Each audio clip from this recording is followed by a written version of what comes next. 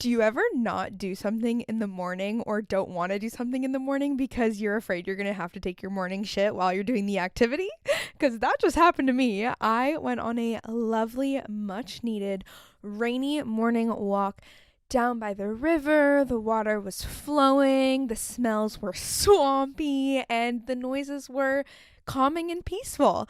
But there's this feeling, just, a gut little instinct, perhaps from my intestines, feeling like, oh my gosh, if I have to drop a number 2, where's that gonna happen? And I look in the forest and I walk past a porta potty, and let's be honest, I would 100% rather take my morning doo-doo in the forest than a porta potty. The porta potty, I don't even want to talk about it.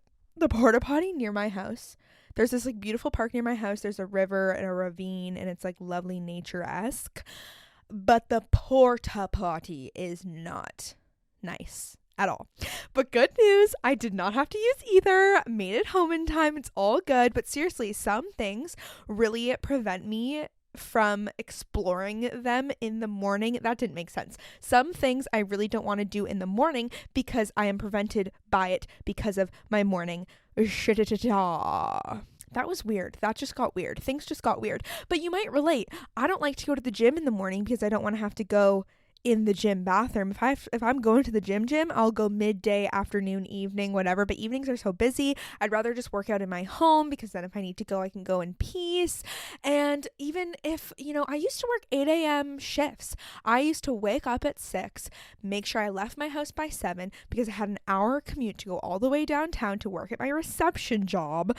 And I would have to start by 8. And sometimes I couldn't even poo before I left the house, and I'd have to go at work. So if you feel that, I am here with you spiritually. I am sorry. It is difficult, and it's going to be okay. When your body has to go, your body has to go. There's 2 types of people who poo at home and only at home, and people who are able to poo anywhere.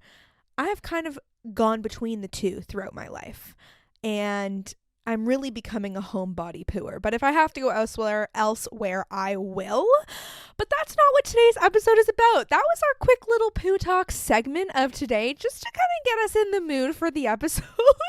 But today I actually have a guest on, which I am so excited about. Tara is a senior associate at an investment bank, but she is also an avid travel and female entrepreneur. She spends half her time in Canada and half her time in Mexico. Doesn't that sound like a dream? Of course, the time she spends in Mexico is in the winter, and I am obsessed with this episode because we talk a lot about how to create the life of your dreams financially, which is such a gap in the conversations we have about wanting to create our dream life, wanting to live in alignment with who we are, is the money piece. And I feel like we all have really limiting beliefs on, I'm never going to be able to afford a house, or I'm never going to be able to buy a property alone. I'm going to have to be married in 35. Everything is so expensive. And in this episode, Tara really helps us work through our guilty money mindset, the societal narratives and pressures about how we're supposed to be living financially and how to break away from that.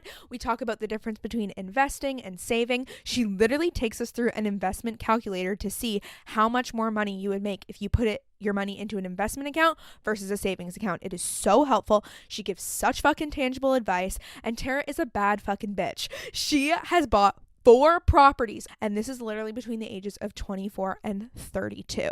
And we start off the episode by talking about how she invested her student loans. This girl knows what the fuck is up in the finance world, and she also does one-on-one finance coaching work, group stuff, and in the episode she talks about, this is what I talk to my students about, and that's who she's talking about. Her students, her clients, those are the people she works with one-on-one to talk about all this financial money stuff.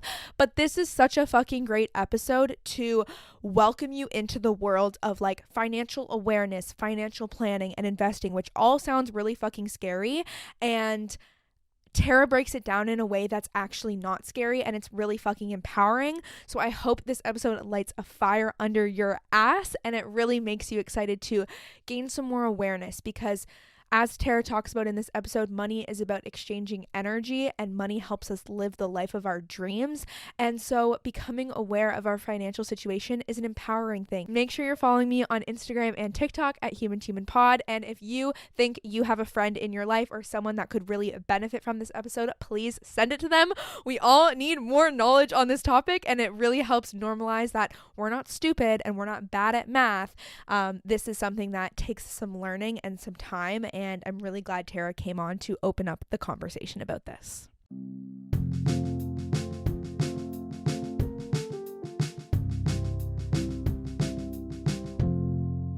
What you do is really interesting because you still work in the corporate finance world, but you also travel. You're in Mexico right now. You own multiple properties. Could you tell us a little bit about where you are today and how you got here? Yeah. And when you say that, it sounds like I was, I heard that about somebody else. I'm like, oh, it was probably passed down from her family, or like she probably has family in Mexico. And like that couldn't be further from the truth. And that's why I can sit here in my 30s now and be proud, because that's what I try and teach people, that I didn't come from money. I still help my mother out with understanding finance. That's what I went to school for. So I do work in the corporate world. I work at an investment bank in Toronto, and it sounds like scary, whatever, but it is sometimes when I'm there. But it's been almost 7 years now, and pandemic happened. Everybody had to work remotely. My boyfriend golfs for a living, so he has to inherently be somewhere warm to train in the winter. And we just both thought Mexico, and he thought I was crazy for being like, let's move there. Come on. Normally it's Florida, but I had spent a lot of time down here before. And so now every year we spend the winter months in Mexico. I do work remotely for the bank, and then I'm going back to Toronto in the summer. I'll go to the office. But I've just kind of created this makeshift life. And like, thankfully for me, I know this is something strange to say, but the pandemic gave me a lot of gifts when it kind of took from a lot of other people. I was thinking that because I was reflecting and was like, you can work a finance corporate job remotely in Mexico. That's not the norm, but the pandemic, of course, made that accessible for people to just, you work from Yeah. wherever. Yeah. And at first, I won't lie to people, there was like a learning curve. And I was getting 6 a.m. messages and 6 p.m. messages, and people weren't used to me not being there. Conversations in finance, they're like, if you're in the room, you're in the deal. If you're out of the room, you're out of the deal. And everybody was out of the room in the pandemic. So it didn't single me out. And my team, I'm very lucky to have a close knit team who trusted that I would still get the work done. And during the pandemic, they had to trust everyone was going to get the work done. So it just created that gap for me to like really be opportunistic and say, okay, let's try this. If it doesn't work out, we can talk about it and make a change. If it does, this is something that I'd like to do. And it's kind of non-negotiable, because pandemic, I couldn't travel with my partner, my boyfriend, back and forth anymore. So Right. I'm not going to see him for months on end. Are we both going to have to quarantine? I can't go to the office if I'm quarantining. So it came to a point where like, do I choose this relationship and this career? Yes, I want both. And I just miraculously now have made it work. And I'm so grateful that it does work. Yeah, that's amazing. And so you have been able to get here from both your corporate job as well as investing when you were a student with your student loans. Can you Yeah. tell me about that risk that you took and how you kind of decided to take that leap and dealt with people around you saying you're crazy, and how could you do this? Yeah, I've got the you're crazy more often than not in my life. And now, actually, when people say you're crazy when I'm making a choice, I'm like, the right one. It must be the right one. Because since I was 18, I've gotten the like, Tara, you're nuts. Why are you moving overseas? What are you doing with your money? Why are you buying a place when like you should be renting? So, yeah, you're right. Also, my student loans. And that's something I think that would be a cool tagline and story, because it was true. And I didn't actually use those. I use my OSAP. If you're from Canada, you know that OSAP is your student loans. I invested them into TD Bank GICs, which are very safe. And now I would be like, Tara, that was stupid. You were 18. You should have been more risky. but I put them in, I think, a 2 or 3 year GIC. GICs guarantee you return back and you still make money. So I'm like, oh, what's the worst? I just pay it back and I use the interest. I started to play a little bit more as I went through university with my student loans, and I used them to travel. I went on a trip with my mom to Mexico, actually, the other side of Mexico. I went to Bermuda, the Cayman Islands. So back then, I didn't take my investments and turn them into assets like I do now, but I paid my OSAP back, and then I used whatever was left over that I made an interest to travel back then. So, and I was working through university, so I didn't actually need the OSAP at the time. I was like working full time at a restaurant. So I just have always really looked at things and problems in life like there are gray areas, and to be creative with what works for you is what I led for myself. And that's why, like, okay, there's a pandemic. My boyfriend golfs for a living. How can we plug in and be creative to make this fruitful and profitable for all of us where everybody wins? And that's what I do with my students, and that's what I do with my life. And I'm just really lucky that I am able to shift my mind in a way that everything's a silver lining. You can monetize anything.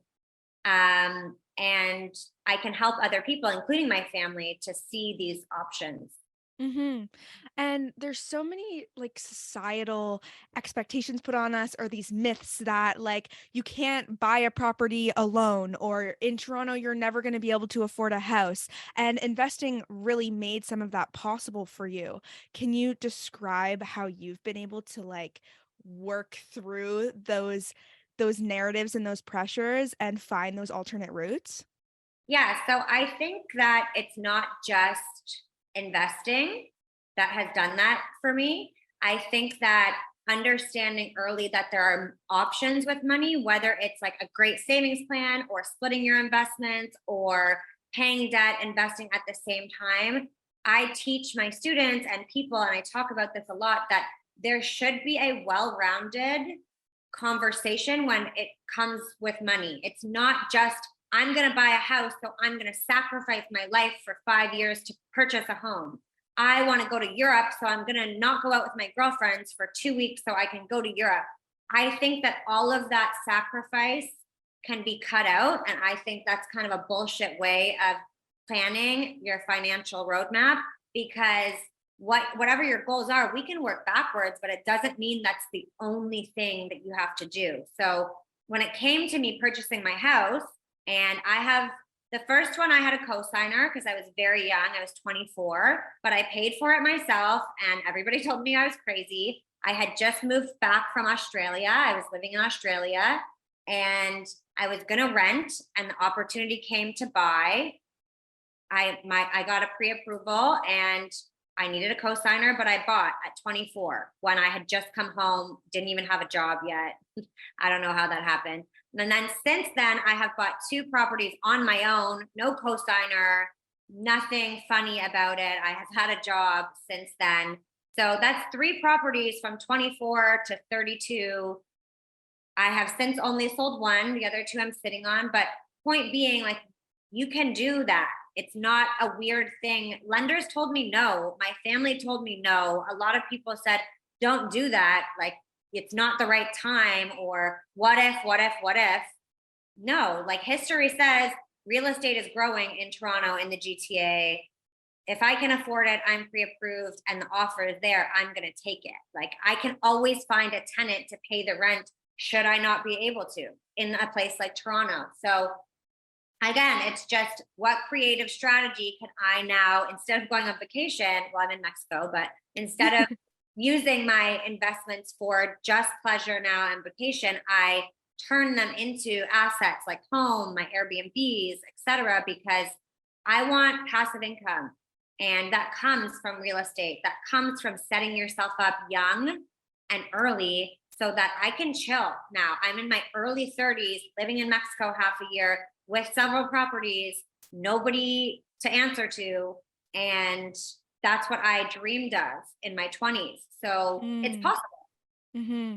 I'm sitting here and it's like cool to hear this story. And for me as a 22-year-old, I'm like, oh my God, obviously I want this.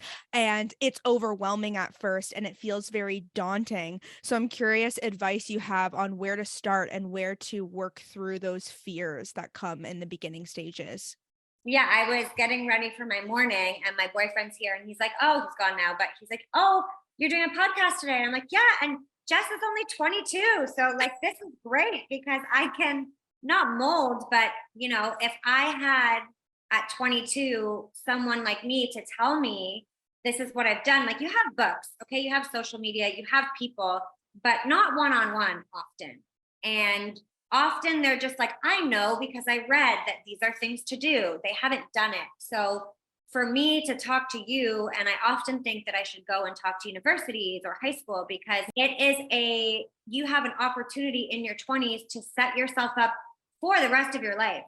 And that doesn't mean I didn't drink, I didn't party, I traveled, all of those things that you shouldn't do. I actually got married and divorced within 11 months. Like Whoa! I lived my 20s and had the best time. I have no regrets. In the meantime, while I was doing that, I knew what I was doing with my money, which made a difference, which I learned.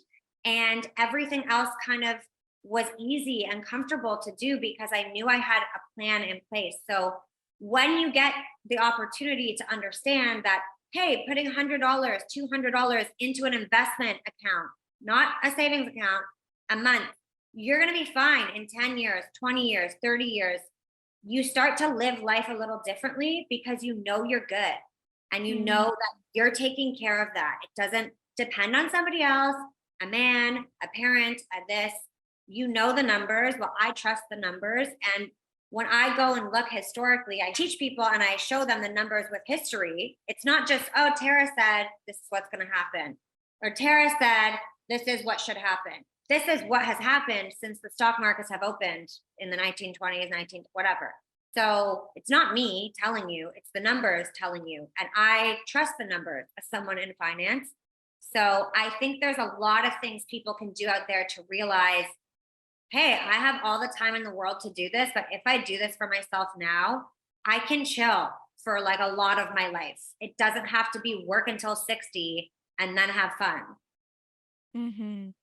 Wow. It's so cool to hear someone say this stuff because we're not taught it in school. We're not, we're basically given down a money mindset from who raised us, and we're told by society and the economy and how expensive buying a home is that this isn't possible. You're not going to be able to do it till you're in your 30s. You're not going to be able to do it till you get married. And it feels empowering to be able to hear that that's not the case. And I love on Human to Human talking about like going against the grain and debunking some of those societal pressures.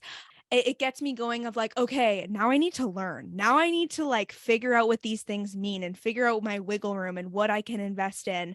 And can you describe actually the difference between investing and saving, those two accounts? Yeah, so I was like you, and I remember 23, I think exactly 23, driving up to Muskoka with friends in the car. I had my Investing for Dummies book. And I was literally in the front seat of a car, my feet up with my Investing for Dummies book. And true story, was picking my first stocks to invest in. And I was terrified. And at like 10 years later, I still own the same shares because they were good choices. So again, I was like you, like it's my time to educate myself. I need to understand. I saw people get richer. I came from a family that did struggle and didn't have everything that everybody else had. We were middle class, and I would see other people have everything. And I just wanted to know, how do they do it? What do they do for a living? Like this seems as if anybody can do this. So how can I? And I was a sponge like you. So I learned very early that the difference between saving and investing is the numbers astronomical. Okay. And if anybody listens to this and wants to reach out to me, I will literally send you a calculator, which we can link probably, where you can plug in with $0. Okay. $0 to start a monthly amount that you want to invest, not save. We can put an interest rate that is very nominal, like 10% a year, which is average, not amazing. And you'll see the difference between saving and investing is hundreds of thousands of dollars, hundreds of thousands. In most cases, over $1 million+ if you're in your 20s and you're starting with $200 or $300 a month. And people will say to me they can't afford it. And I get that. If you truly can't afford it, but if you can find 20, 50, 75, $100 to start at 22, 23, 24. Okay, you're 25 now. You can do 150 a month, like non-negotiable. And you do that for 10, 15, 20, 25 years. You don't have to worry. You will be a millionaire. You will be wealthy. This doesn't include your property. This doesn't include your partner. This doesn't include any savings that you do have. Pay it like a phone bill for your life and you're set. Like we're talking millions, and I'll link the calculator for you so people can play with the number. And when I say millions, people are like, okay, Tara, no. Compound interest means that when you invest enough or save enough that it's like $100,000 and you're making 10% a year on that 100,000, it's going to keep growing and get bigger and bigger and bigger. So by the time you are 40, 50, 60, you don't have to invest or save anything. Live your best life. You know, you can actually take your foot off the gas the older you get, rather than what we're taught is, okay, you're 40, think about retirement now. No, think about it like passively when you're in your 20s, so that you're going to be like 800 steps ahead of everybody when they're 40. Wow. Yeah. And you do one-on-one work with people, which is incredible to be able to kind of freely ask these questions and get your insight on all of this. And I want to discuss the money blocks that you find really come up for people, because you take such a practical approach to this, and I'm obsessed with it because the amount of stuff we see on social media about just like, there's some manifestation stuff where I'm like, yes, I believe in it, but just sitting here and being like, I'm going to attract $5 this week, I'm going to attract this. It's like, great, but we're also not having this be founded on knowledge that comes with the numbers, because everybody's like, and I'm sure you hear this, I'm bad with math, I struggled with math in school. What do you say to that? So I struggled with math in school, in university as well. And it's funny that now I work in finance and I deal with numbers all day, because what you learn in finance and math, like personal finance, doesn't have anything to do with math as far as I'm concerned. It has to do with setting your goals. What do we want?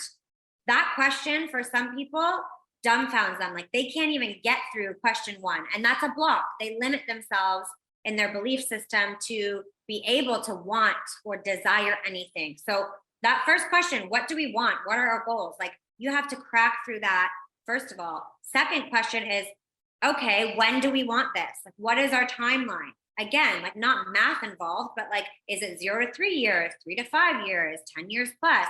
When do we want that? Again, some people are blocked that they don't know. They're not thinking about anything past today because they're scared that it's not coming. So scarcity, you have to get through that. And then there's, okay, how do we get there? And this is the fun part, because understanding that, yes, you can get there. It's probably relatively very easy to get there if we can work backwards and you can identify, what do I want? When do I want it? And yeah, I'm half woo-woo because you do have to know what you want. If you're not asking for it, you shall not receive it, So ask and you shall receive. So the spiritual part of me says, like, you must dream bigger and ask for more and be prepared to receive it. And when the answer, yes, I can receive that, then we have to go into the logistics of how are we going to get it? And yes, I believe that you can manifest things and they show up, but a new home really isn't going to show up at your doorstep unless you have a realtor, right? So there are kind of logistics that go hand in hand with the woo-woo side of things. And I think that understanding that just one of those money blocks that you have, most people have like 3 to 4. There are like 12 common blocks. Most people have 3 to 4. And just one of those can be limiting enough that you are stuck in this low vibration of, I don't deserve anything. I don't deserve to grow. I'll never get it. It'll never come. Like that mindset doesn't exist for me. I can have anything I want. And it's not arrogant. It's just, I can have anything I want within reason. I can do anything I want within reason. Why can't I? Like, tell me why I can't. And having that attitude and mindset is like, maybe it's not going to be today I can do that, or tomorrow I can do that. But if that's what I want, I'm going to get it. Mhm. And I think understanding and really trusting that to be true is how you can start to step out of insecure relationship with money. Also, understanding and educating yourself. The number one thing I tell people is you don't have to be good at math. You don't have to even know what you want yet, but understanding the numbers and knowing that you're going to be okay allows you to sleep at night, allows you to dream for things you want. And just knowing, like, if I put this $200, $300 away a month from 22 to 52, I'm going to have $1 million. I actually just pulled up the calculator here. Mhm. Do you want me to go through it? Yes, absolutely. Okay. So we're going to do $0 to start with. And we're going to do $300 a month. Okay. So $150 biweekly. I know that people are like, Tara, you're pushing it, but let's just say that's average. Okay. Over 35 years. So if you're 22, what's that going to put you? 57, right? Yeah. See, I'm bad at math. I have an interest rate here of 12% because markets average between 7 to 12% a year. Okay, I'm shocked with this number because I haven't done this calculation in a while. So we're going to recap. Initial investment is 0. This is the first time I've done this on a podcast, by the way. I love this. Initial investment is 0, $300 a month. Interest rate is 12%. And I can show people where to find something that makes you 12% a year with your bank. I can find that for you. Interest is going to be compounded annually because that's how we compound interest. So if you guys are doing this calculator at home, do annually. 35 years to grow. So Jess wants to be 57, not worry about anything. Calculation is $1.6 million. Wow. Over $1.6 million. And when I do the math myself and I tell you what you would have saved in a savings account, it's $126,000. So $300 a month times 12, $3,600 a year times 35 years, $126,000 would be in a savings account. If you put it in an investment that can make you 12% a year, which is conservative, I wish I could show my screen to the podcast. $1,637,709. So $1.6 million. Okay. And you're with TD Bank. I know that, Jess. So like I could go in today and be like, I can find a fund that averages you 12% a year. We're already up 7% this year in the stock market. Literally, you don't have to do anything. You don't have to do anything. If you put money in this one fund for 35 years and you're like, I'm going to chill now. $300 a month is what I contribute. $1.6 million, you know? So Wow. it's hard for me to sit and be like, no, I'm not going to do that anymore. Or like, Yeah. And I'm so glad you're like, let me tell people this stuff. And I'm so glad you reached out to be like, please let me come on your podcast, because I think a lot of my audience is around my age and just having such big dreams. We're big dreamers here and don't know how to make it happen. And this is such fantastic, tangible advice on this is possible. It starts with acknowledging, okay, there's a lot of stuff I don't know. That means there's a lot of stuff to learn, and you can go through the process of slowly learning it and getting yourself out of that, chaotic, negative, guilt, money mindset. yeah, I think I'm excited about young people, younger than me, because when I was in my 20s, and I'm not old, but I didn't even have when I was doing my OSAP and buying my first place, I was 24. Because people told me I was crazy still back then, I didn't have the confidence then to know, Tara, what you're doing is right. I still went with my gut. I still followed what I wanted to do. It worked out for me. But now, because I've repeated that process a few times, and now that I'm looking to purchase place number 4, which will be third place on my own that I own by myself, and I'm looking to do that pre-approval process in the next 6 months. If I hadn't done that before, from 22, 23, 24 years old, I would still hear and listen to people call me I'm crazy. Now they still are like, oh, she's a little nuts, but it's less about hearing the noise now. And I'm lucky that I didn't listen to society and everybody, because a lot of people, even brokers, when I was 27, I bought my second property, which was my first solo on my own. It was a condo that I lived in Toronto, and it was listed for like over $500,000. And I was renting it, and I'm like, I'm never going to get this. And a lot of lenders told me, no, they wouldn't give me a mortgage. But a few of them told me yes.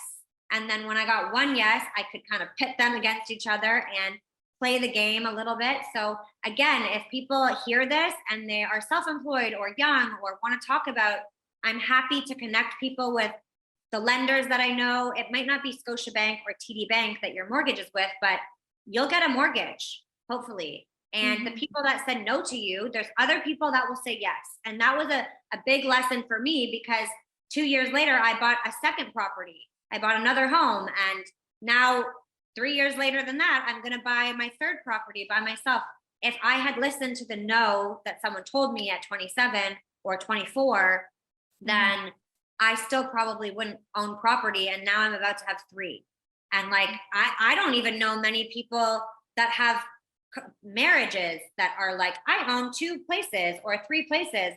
I'm about to be a one woman show with three properties. And like, there's nobody that I give credit to that, honestly. And this does sound arrogant, but other than myself, because a lot of us listen to those voices that say no or say it's not the right time, or our parents. Like, my mom has never owned more than one property, and she does that with a partner, So, not Mhm. to say I'm better or worse or whatever, but these are options that are there for every woman, every man, Mhm. every person, not just Tara because she came from money, because I didn't.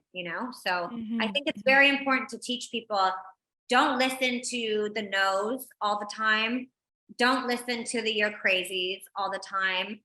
Know what's right for you, trust your gut, and like, be confident in your financial plan. And if you're not, seek help with someone you trust who can educate you so that you do, find that confidence. Yeah, 100%. I wanted to ask as well because there's a lot of noise about the risks involved with investing, and can you describe what those risks are and what we should know about that? Yeah, so there's a lot of risk involved when it comes to investing. And the spectrum goes from like very low risk, like I talk about GICs and bonds that I invested in, where you can choose ones where you get your principal back. So I put $2,000 in, I'm going to be guaranteed my $2,000 back, and it's going to make some interest. Likely those ones won't make you a lot of interest, like 10% a year, but through your bank, there are always options, and on the stock market, but you don't have to get crazy. That's why I told you, Jess, and I tell people, when I just went through that calculator with you, that's not you having to go and look up and read books and go on stock charts. And unless you want to, that's fun, but you don't have to. You can go through your bank, you can work with somebody to find you baskets of funds that are managed for you. They're already managed for you. I am not talking about robo advising. Okay. I stand against robo What's advising, what's robo advising? like a Wealthsimple, Okay. where they do a great job marketing. And please don't sue me, Wealthsimple. I think your platform does a good job, but I personally don't love when you give money to a platform and they decide where it goes for you. And mutual funds do that, and other places like TD Bank do that, but you still have, with your home bank, you still have autonomy over what you're choosing to invest in. Something like those robo accounts, like a Wealthsimple or an E-Trade or something, where you just put money in and they invest it for you. You're investing in things that you might not want to be. And I have had clients come to me and say, hey, I'm with Wealthsimple or this robo account, and I'm making 2% this year while everyone else is making 28%. Well, you'd never know whose best interest is it that they're placing your money. So robo advising is not something that I love, and I'm happy to discuss that with anybody that wants to. But going through your home bank and finding something that works with your risk tolerance, that you know is suitable for you, is part of our job as people in the financial field, to make sure we know what's suitable for you. And disclaimer, full disclaimer, this isn't a personal finance suggestion or advice, like not financial advice, hashtag.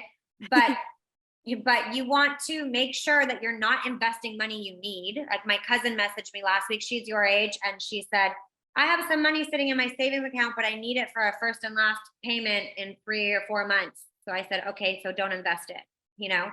anything you need in like a short term, 0 to 6 months, six, whatever, is not meant to be invested. I'm looking to purchase my home that I talked about. So that money right now for me, my home purchase, because that's going to happen soon for me, I'm not investing it. It would probably go up with this year's landscape, but I still, if you don't invest money you need, it's a long-term plan, and the long-term plan always wins. Mm, wow. This is I so good. confused you. I feel like I'm just confusing everybody. No, you're not. You're like, you're making me think, which I love because it makes me think, okay, that means we have to look at our finances, and that means we have to look at what we need, and that means we have to look at how much we spend per month, and all of that stuff. I think a lot of us get very scared about doing is Right. there's this weird blind like ignorance of like, I'm not gonna look, I'm just gonna pay my credit card bill, instead of being like, okay, well, I like going out this many times a week, and so that's averaging this much I'm spending per month. And it's interesting when you do look at those numbers of how much you spend, and then you're like, okay, is this good or is it bad? But I don't think we necessarily have to like label good or bad. Yeah, you're onto something. I was just going to say there's power in knowing what's happening with your finances. If you spend $2,000 a month going to the bar, girl, you have the best time. Yeah. This is what I work through with, like, I have an investing program too, and I have a whole module about budgeting. And I tell people, like, give yourself grace. Budgeting and having a budget is not to cut yourself out of your own life. It's to understand where your money's going, what you're doing with it, and make sure you're aligned with that. Like, we did my boyfriend's taxes a few weeks ago, and we were looking through his statements to like pull taxes and pull whatever. And he has been paying for Good Life gym the whole time we've been living in Mexico. And it's like, it's only $70 a month or something, but you're paying for Good Life. So make sure it aligns with you. Does that align with you? Well, we're not in the country. Probably not. It's not meant to bully you or be a tool to discourage you in like, oh, this is what I do. There's no guilt or shame about what you spend. But if you look at that and you're like, oh, I'm going and I'm spending too much, that doesn't align with you. So you're adjusting it for you because you're choosing to. You're not adjusting it because somebody tells you to. I have goosebumps, but like, that's the truth, Yeah. And that hits home seriously because that's what I talk about so much is living a life that's aligned with you. And that means with your money. We don't, I don't think about it like that. And I love that. And I love we're having these conversations because it helps my brain expand that money is used to live a life that is aligned with you. So for me, an example is like, if I'm going to a bar, I recently have stopped partying as much and stopped drinking as much. And it's just felt better for me, like physically, emotionally, whatever.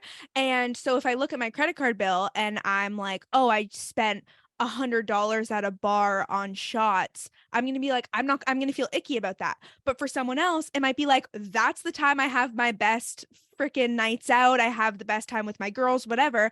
And so it's just interesting when you think about all the people in your life too. I'm like, my boyfriend spends money on completely different things than I do because he prioritizes different things that are like his creative passions or his endeavors or whatever. And like using that as a tool to create a life that we love is so much fucking better than coming from a place of guilt and like, oh, why did I spend $100 on that new pair of jeans? And it's like, well, I was dying for a new pair of jeans because mine don't fit me anymore. And now I get to wear those jeans all the time and they make me feel amazing.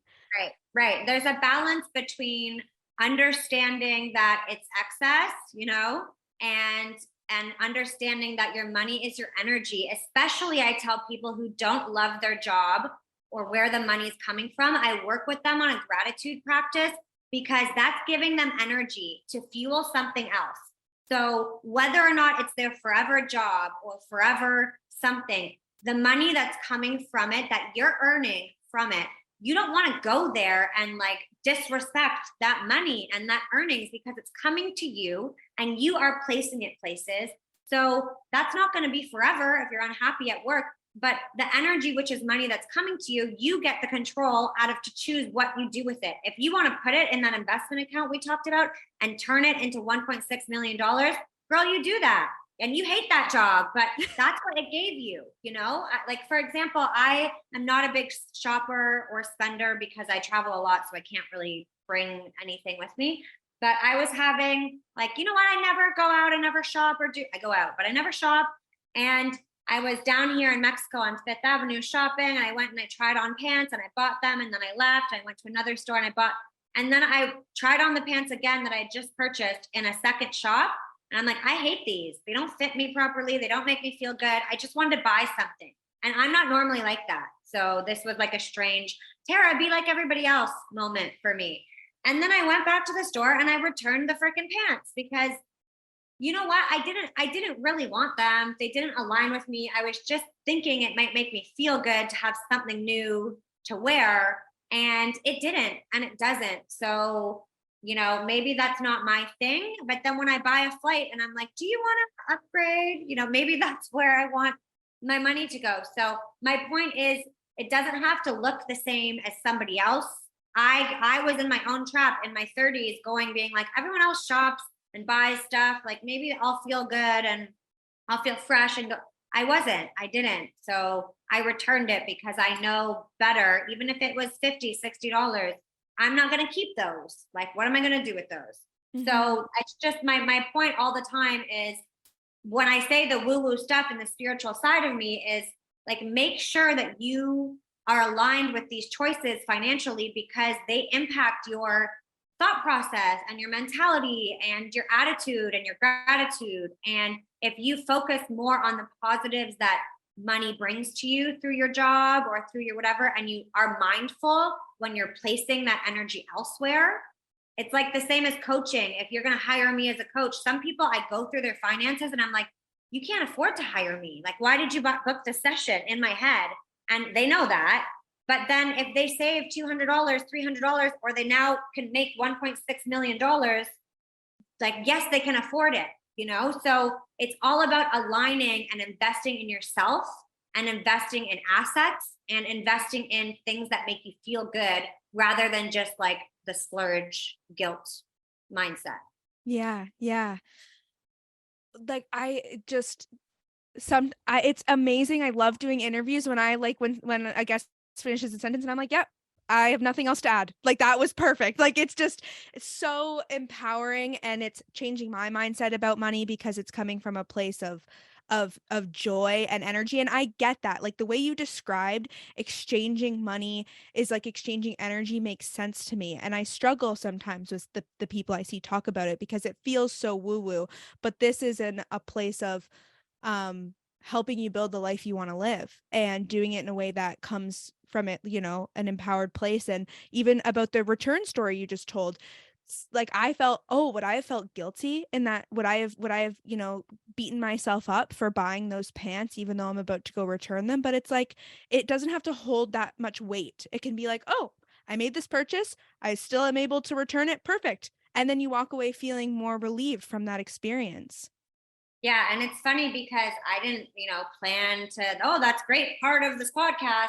But that was something that happened to me recently. And even someone who teaches about money mindset and has programs and courses and properties and whatever, I still go through the same processes that every other person goes through. And it's the same relating back to investing. If you make an investment and it's not doing well, you think you've done something wrong or you've made the wrong choice, or you get that guilty mindset if you see anything fluctuate. And it doesn't happen when your money's growing, you're like, wow, I did. So it's strange to me that money can take you and your guts and your inside and like drag you through it like that, when really like we do that to ourselves. So I'm working on it still as someone who has done this for a decade plus now. And the truth is always in investments that like the longer you have, the more guarantee that you're going to get. And there's something I share with my students where it's every single sector in the stock market. There's 11 of them. Every single sector in 3 years, 5 year, 10-year return, there's a chart that tells you what's going on with each sector. I share this with them actually once a month in my mailing list, and you can join my mailing list. It's free. But my students specifically get this chart once a month because it reminds you that no matter what's happening with the markets right now, with your money right now, with your investments right now, with your life in the economy, looking at 3 year, 5 year, 10-year and seeing positive returns across the board, 100% across any stock, any sector of the stock market, the full stock market is a positive return. So it's like, what can guarantee you more than that? Seeing if I wait 3, 5, or 10 years, no matter where I chose is not the wrong place. Okay. And also, disclaimer, I'm not talking like a meme stock or something off the handle, but any of these funds or through your bank or whatever, sector based funds, whatever, we can talk about that a million different times. But my point is that if you have the time, which young people do have the time, myself included, to wait out the economy, and you're not paying attention and feeling guilty about, oh, I lost $10 in the stock market today. Who the fuck cares? You're going to make hundreds of thousands in 25 years. Like, seriously, my brother used to message me like, I'm down 10%. Yeah, so is the rest of the world. You know what my 10% looks like? A lot more loss than yours, you know? So I have to remind myself and other people that when you look at the numbers, if you have time to sit there and be quiet and wait and do your job, which is just trusting the process and the numbers, that you're guaranteed, these results. I mean, nothing's guaranteed, but history says you're guaranteed these results in the end. So there's a lot of psychological shit that happens with money. All I try to do is help people day to day, month to month, year to year, short and long term, feeling confident and comfortable that your decisions are yours. Your money is in your control only. Nobody else can tell you what to do with it. You have the power to make or break your financial situation and own that. Whether you're choosing to self-sabotage and break the shit out of your finances, that's what you're doing right now. It may change. Choice. It's your choice, and that's your power and your control. So is your spending, so is your purchasing.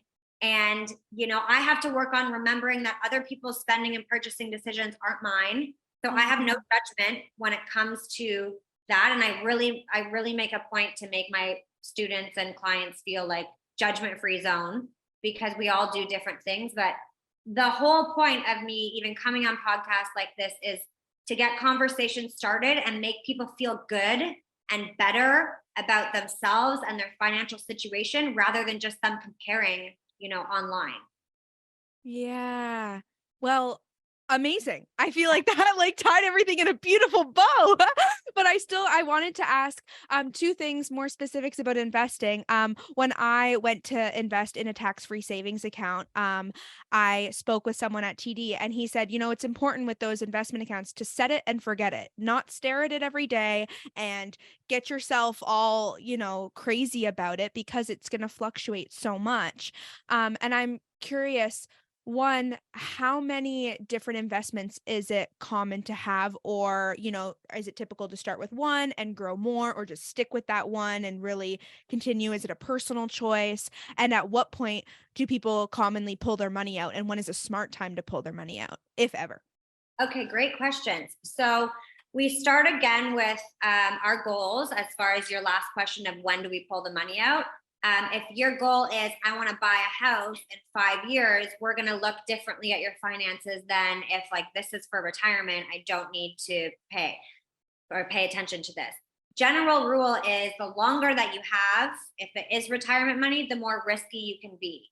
You want to be more risk averse if you need the money in the next like 1 to 2, 2 to 3 years. So that question is kind of up to what your goals are. And then again, we would work backwards. But if you have time, the more time you have, the higher risk you can take as far as investments. And again, I don't mean like individual meme stocks. I just mean on like the risk tolerance scale of like stocks instead of bonds. Your other question was, how many investments do people typically make? Yeah. So again, this question would come down to, I go through with my clients a step-by-step process when we're in the beginning. Like, okay, we haven't invested before. We do that calculator, which I talked about. And then we go through a budget. So I send typically my clients a budget template. We go through this in first session. I'll send it to you, Jess, if you want it. And you just determine with that budget, again, nothing cutting or like a million paragraphs. It's just a breakdown.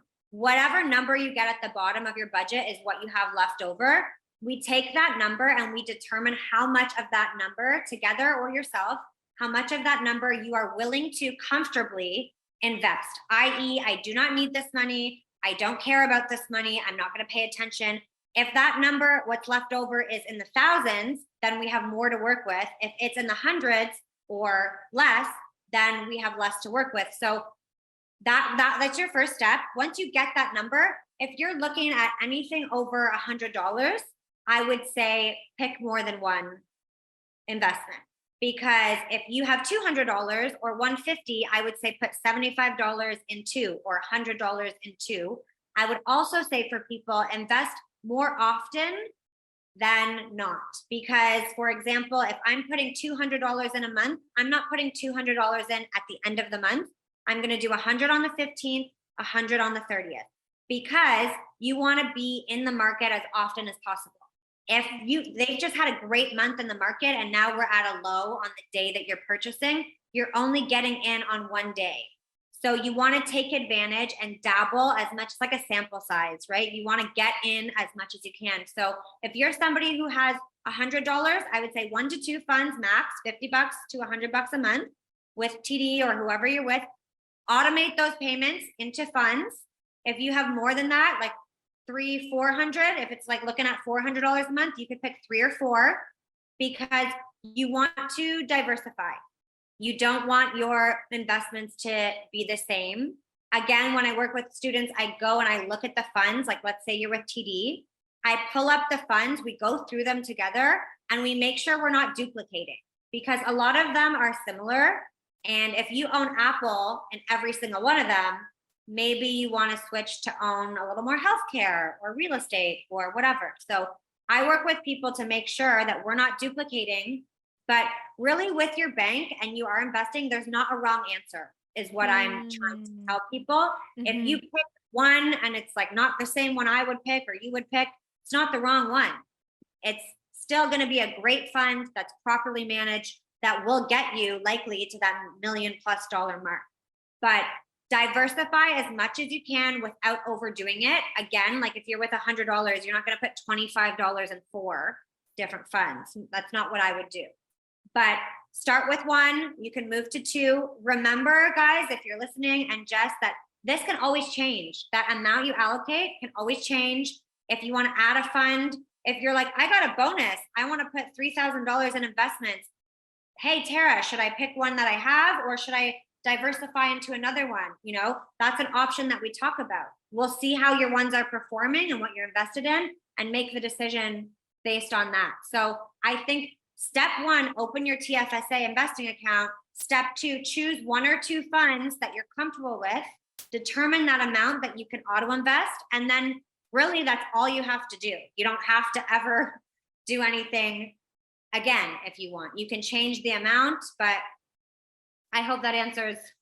Yeah, it does. Thank you so much. Oh my Yeah. gosh, so helpful. To close off, I would love to hear a piece of advice that you would give your younger self when you were making these decisions, in terms of anywhere you want to go with it, but also I'm curious what you would say to the other people who called you crazy, or say to yourself to get through it. Yeah, I think I would just trust yourself.